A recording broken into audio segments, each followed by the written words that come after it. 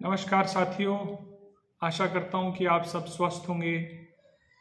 आपके कमेंट्स और आपके फीडबैक, आपके मैसेजेज मुझे लगातार मिलते रहते हैं। इसके लिए आपको बहुत बहुत धन्यवाद। और आप वीडियोस की तारीफ भी कर रहे हैं, इसके लिए भी मुझे अच्छा लग रहा है और ज़्यादा मोटिवेशन होता है मेरा कि मैं ज़्यादा से ज़्यादा नॉलेज शेयर करूं। और पिछले 2-3 महीने में जो आपके फीडबैक्स मुझे आए हैं उसके आधार पर मैंने कुछ चीज़ें नोटिस की हैं कि ज़्यादातर संस्थाएं जो शुरुआती दौर में हैं वो गलतियां करती हैं। मैं आपके सामने 10 ऐसी गलतियां लिख कर लेकर आया हूं। मैं आज उन 10 गलतियों के बारे में आपको बताना चाहता हूं। आप इन 10 गलतियों को करने से बचें।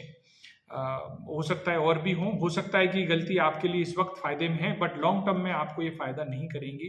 तो आप कोशिश करें कि आप इन 10 गलतियों के बारे में जानें, पूरा वीडियो देखें और आपको ज़्यादा से ज़्यादा सफलता मिले, ये मैं कामना करता हूँ इस वीडियो के माध्यम से।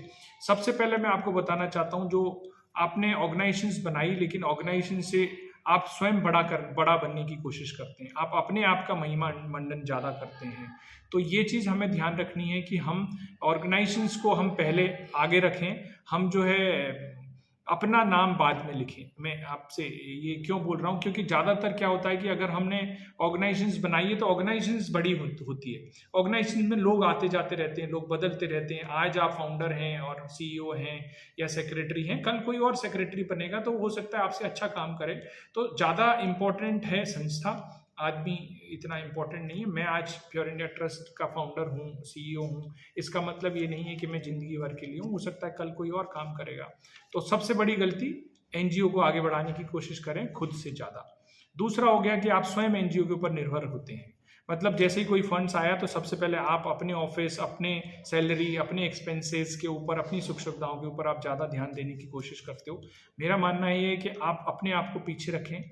आप ज़्यादा से ज़्यादा कोशिश करें बेनिफिशरीज के लिए, अपनी टीम जो काम कर रही है उनकी सैलरी, अच्छे लोग आप लेकर आएँ टीम में, उनको ठीक सैलरी पे करें और वो इस वजह से उनको अच्छा काम करवाने की कोशिश करें। तीसरी जो आप बड़ी गलती करते हैं, आप ऑर्गेनाइजेशंस बनाकर आप और एक कंसल्टेंट के ऊपर डिपेंड होने की कोशिश करते हैं। मेरे पास भी बहुत सारे मैसेज आते हैं, सर प्रपोजल बना दो, आपके जो भी चार्जेस होंगे हम पे कर देंगे, आप हमें प्रोजेक्ट दिला दो सर, आपकी जो फीस है वो हम पे करने के लिए तैयार हैं। या बहुत सारे मार्केट में ऐसे कंसल्टेंट्स हैं जो आपसे पैसे लेते हैं 10%, 15%, 30% भी, और वो आपको बोलते हैं कि हम आपको फंड्स दिला देंगे, आपको एडवांस पैसे भी आप देने के लिए तैयार हो जाते हो। बहुत सारे मैंने ऐसे एनजीओज को देखे हैं जो ऐसे एक बार दे दिए, वापस आपको फंड मिला नहीं मिला इसकी कोई गारंटी नहीं है। तो मैं आपसे ये कहता हूँ, अगर आप संस्था बनाने की आपकी आकांक्षा है तो आप सबसे पहले खुद फंड रेज करना शुरू करें। ये बहुत ज़रूरी चीज़ है। आप कंसल्टेंट्स पर डिपेंडेंट ना रहें और किसी कंसल्टेंट्स, क्योंकि अगर आपने प्रपोजल बना लिया, मान लो प्रपोजल बना लिया आपने, किसी कंपनी को सबमिट करा या कंपनी को, गवर्नमेंट को सबमिट करा, तो उसमें बहुत सारे चेंजेस कंपनी करवाती है मान लो, तो आप वो चेंजेस कौन करेगा? ये तो आपको करने ही पड़ेंगे। तो हर बार आप कंसल्टेंट को पैसा पे करोगे क्या? तो इस तरह से आपकी पर्सनल एडमिन एक्सपेंसेस इतने ज़्यादा बढ़ जाएंगे कि आप काम नहीं कर पाएंगे। इसीलिए आप हमेशा बोलते हो कि भाई हम संस्था तो बना ली लेकिन हमारे पास पैसे नहीं है। तो ये समस्या आपकी नेचुरल है, जिससे आप बचें। चौथी जो बड़ी गलती आप करते हैं कि हम पहले काम दिखाने की बजाय हम पहले प्रोजेक्ट या पहले फंड्स लेने की कोशिश करते हैं। तो जब आपने संस्था बनाई तो शुरू के 2-3 साल आप काम करके दिखाइए, अपने दम पर दिखाइए, अपने पैसे से दिखाइए, या फिर लोगों को जोड़ें, लोगों के साथ मिलकर पैसे करें। और बहुत सारे काम ऐसे हैं जिनके लिए पैसे की ज़रूरत भी नहीं है इतनी ज़्यादा। आप छोटे छोटे काम करें, उन छोटे छोटे कामों को जब आप दिखाएंगे तो लोग आपसे इंप्रेस होंगे और आपका काम आगे बढ़ने लगेगा डेफिनेटली। तो ये चौथी जो गलती है कि हम सीधे फंड्स लेने की कोशिश ना करें, पहले काम करके दिखाएं।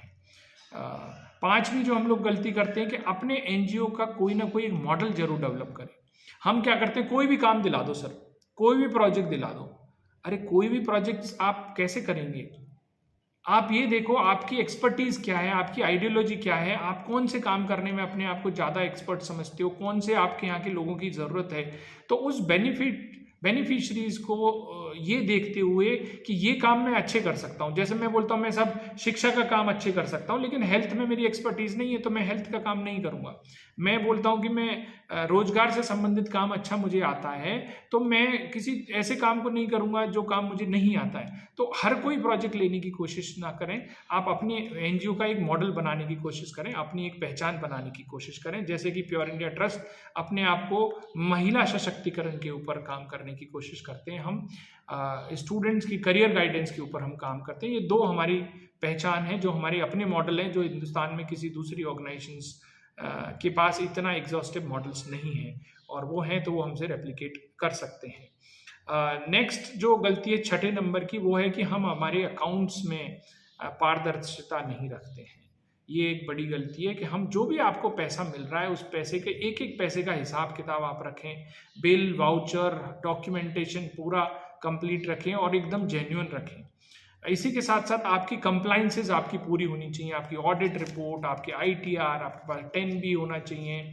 ये सारी चीज़ें आपके पास अगर हैं, ATG 12A FCRA, अगर ये सारी चीज़ें अगर आपके पास हैं तो आपका कंप्लाइंस पूरा रहेगा। बहुत सारे लोगों से जब पूछा जाता है कि आपके बोर्ड मेंबर की मीटिंग हुई है तो उसके मिनट्स ऑफ मीटिंग कहाँ पर है, लोगों को पता ही नहीं है कि बोर्ड मेंबर की मीटिंग भी करनी होती है और मिनट्स ऑफ मीटिंग भी होनी चाहिए। मैं आपको ये बता रहा हूँ कि ये सारी चीज़ें अगर आप नहीं कर रहे हैं तो आपको प्रॉब्लम आएगी। आप इन चीज़ों को करने की कोशिश करें। 7th नंबर की जो गलती आप करते हैं कि आप बिना अनुभव के एनजीओ बनाने की कोशिश करते हैं। आपने कहीं कोई एक्सपीरियंस नहीं लिया, या आपको किसी देखा कि ये फला एनजीओ अच्छा काम कर रहा है, उसको ये प्रोजेक्ट मिल गया, मैं भी एक एनजीओ रजिस्टर करा लेता हूँ और मुझे भी फंड्स मिलेंगे। अरे आप अनुभव तो लें, आप लोगों से जान पहचान करें, आप ऐसी ऑर्गेनाइजेशन जो काम कर रही है उनके साथ काम करें। 2-4-5 साल उनके साथ अगर नौकरी भी आपको करनी पड़े तो आप जरूर करें, वो जो सीखें काम को, और सीखने के बाद आप अपना ऑर्गेनाइजेशन खड़ा कर सकते हैं। आप सीखने की कोशिश नहीं करते हैं, आप रिसर्च करने की कोशिश नहीं करते हैं कि कौन सी सरकार की योजनाएं जिनमें आप अप्लाई कर सकते हो, कौन सी कंपनीज की CSR पॉलिसी है जिनमें आप अप्लाई कर सकते हो, जो मैं आपको पहले भी बता चुका हूँ, कौन कौन सी फंडिंग एजेंसीज हैं जो आपके क्षेत्र में फंड्स प्रोवाइड करती हैं। इसके ऊपर आप रिसर्च करने की कोशिश करें, आप अनुभव लेने की कोशिश करें, ये आपके लिए बहुत जरूरी है। अगर आप स्वयं अनुभव नहीं लोगे, मैं आपसे लिख कर दे रहा हूं, आप कभी सफल नहीं होंगे, आप बंद कर दें संस्था। तो इसलिए ये भी एक बहुत जरूरी चीज है कि आप स्वयं अनुभव लें, काम करें, रिसर्च करें और उसमें अप्लाई करें, खुद आगे बढ़कर जिम्मेदारी लें आपकी ऑर्गेनाइजेशन को आगे बढ़ाने के लिए। 8वें नंबर की जो गलती हम लोग करते हैं वो है कि हमारी राजनीतिक आकांक्षा। अगर आपको किसी पार्टी में जाना है या पॉलिटिक्स में जाना है तो डेफिनेटली इसमें कोई बुराई नहीं है, और आप जरूर हमें आगे बढ़ना चाहिए, क्योंकि हम एनजीओ के साथ एक लिमिटेड काम कर सकते हैं, लेकिन राजनीति में आकर हम बड़ा काम कर सकते हैं, इसमें कोई बुराई नहीं है। लेकिन आप अपने काम को, थोड़े से काम को दिखाकर आप बहुत जल्दी राजनीतिक अपनी जो आकांक्षाएं उनको पूरा करने की कोशिश करेंगे तो ठीक नहीं है। आप लोगों का विश्वास जीतिए, लोगों के साथ जुड़िए, लोगों के साथ नज़दीकियां बनाइए, और जब लोगों को लगेगा कि हाँ भैया आप अच्छा काम कर रहे हैं तो हो सकता है लोग आपको आगे चल के सपोर्ट करें। मैंने बहुत सारे ऐसे लोगों को देखा है जो एनजीओ तो बहुत ही अच्छा चला रहे हैं, लेकिन जब उन्होंने चुनाव लड़ा तो वो बहुत ही बुरी तरह उनकी जमानत जब्त हुई। तो हमें अपने आप को ये भी देखना है कि लोग हमें किस रूप में देखना चाहते हैं। क्या लोग हमें एक राजनीतिक के रूप में देखना चाहते हैं या समाज सेवी, या फिर मैं ये काम कर भी सकता हूँ कि नहीं कर सकता हूँ। तो हमें ये भी हमारी गलती हमें नहीं दोहरानी चाहिए, और अगर है तो आप क्लियर कट आप वही काम करें जो काम आपको पसंद है। जरूरी नहीं कि आप एनजीओ को अपने जबरदस्ती अपने सर पर लेकर चलें। 9वें नंबर की जो गलती मैं आपको बताना चाहता हूँ कि एनजीओ एक दूसरे की मदद नहीं करते। जैसे कि मैं आपके साथ ये वीडियो बनाकर आपकी कोशिश कर रहा हूँ कि मैं आपकी मदद करूँ जिससे कि ज़्यादा से ज़्यादा आपको नॉलेज मिले। हम क्या करते हैं, लोग दूसरे एनजीओ के साथ प्रतिस्पर्धा रखने की कोशिश करते हैं। देखिए हिंदुस्तान इतना बड़ा देश है, इतनी ज़रूरतें हैं हिंदुस्तान के लिए कि कॉम्पिटिशन बिल्कुल है नहीं। आप मिलकर काम करें। अगर आपसे कोई दूसरी ऑर्गेनाइजेशन आपके साथ जुड़ना चाहती है तो आप डेफिनेटली, अगर आपको लगता है कि भाई इस ऑर्गेनाइजेशन के साथ जुड़ने से मुझे भी फ़ायदा है और इनको भी फ़ायदा है, तो आप करें। और कई ऑर्गेनाइजेशंस मेरे पास मैसेज करती हैं मुझसे कि आप हमारी मदद करो, लेकिन मैं आपको ये बताना चाहता हूँ कि अब मुझे कोई अगर छत्तीसगढ़ से फ़ोन करेगा, मुझे जम्मू कश्मीर से फ़ोन करेगा, या मुझे आप MP से फ़ोन करेंगे, तो मैं अगर वहाँ कोई काम ही नहीं कर रहा हूँ तो मैं डेफिनेटली आपके साथ नहीं जुड़ सकता। आप लोकल एरिया में जो ऑर्गेनाइजेशन हैं उनके साथ जुड़ें, या अगर नहीं है तो आप स्वयं काम करें। तो आप ये भी एक्सपेक्ट ना करें कि मैं वीडियो शेयर कर रहा हूँ तो आप मेरे साथ भी बहुत ज़्यादा जुड़ पाएंगे, क्योंकि अगर मेरे प्रोजेक्ट और आपके प्रोजेक्ट्स एक जैसे हैं तो हम लोग मिलकर काम कर सकते हैं। जैसे आसाम में हम एक संस्था के साथ काम करते हैं, जैसे ही हमारे पास आसाम से रिलेटेड कोई प्रोजेक्ट आता है तो हम उनको सपोर्ट करते हैं, उनके माध्यम से हम प्रोजेक्ट को कंप्लीट करने की कोशिश करते हैं। तो एनजीओ आपस में एक दूसरे के साथ प्रतिस्पर्धा ना रखें, एक दूसरे के साथ मिलकर काम करें। मिलकर काम करने से हमारी ताकत बढ़ेगी। तीसरी जो 10वें नंबर की जो गलती मैं आपको बताना चाह रहा हूँ कि हम हमारे एम्प्लॉयज़ की बेनिफिट के बारे में हम कम सोचते हैं, हम हमारे बेनिफिट के बारे में ज़्यादा सोचते हैं। तो सबसे पहले हमें ये देखना चाहिए कि हमारे साथ जो जुड़ी हुई जो लोग हैं वो लोग भी खुश रहें, वो मोटिवेटेड रहें, वो इनकरेज रहें। और जब वो खुश रहेंगे, अच्छा काम करेंगे, आपको लीडर्स मानेंगे, आपको फॉलो करेंगे, आपके साथ जुड़कर काम करने की उनकी इच्छा रहेगी, तो डेफिनेटली वो आपके लिए अच्छा काम करेंगे और आपकी ऑर्गेनाइजेशन भी आगे बढ़ेगी। आप अपने साथ में लीडर्स क्रिएट करने की कोशिश करें, ना कि फॉलोअर्स क्रिएट करने की कोशिश करें। जो लोग भी फॉलोअर्स बनाने की कोशिश करेंगे वो जिंदगी में ज़्यादा सफल नहीं हो पाएंगे। तो मैं भी कोशिश ये कर रहा हूँ कि आप सब लीडर बने, अच्छा काम करें, हम सब मिलकर अच्छा काम करेंगे। आशा करता हूँ कि आप इन गलतियों को दोहराएंगे नहीं और आप अपनी संस्था को आगे बढ़ाने के लिए काम करेंगे।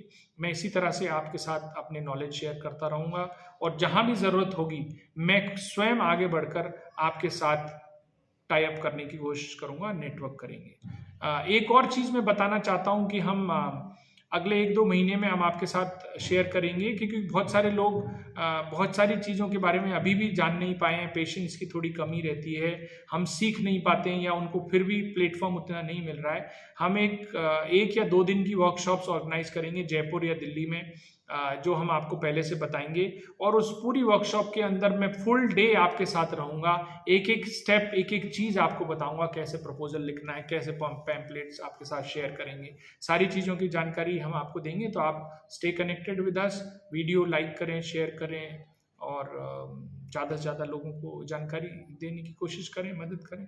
थैंक यू, नमस्कार।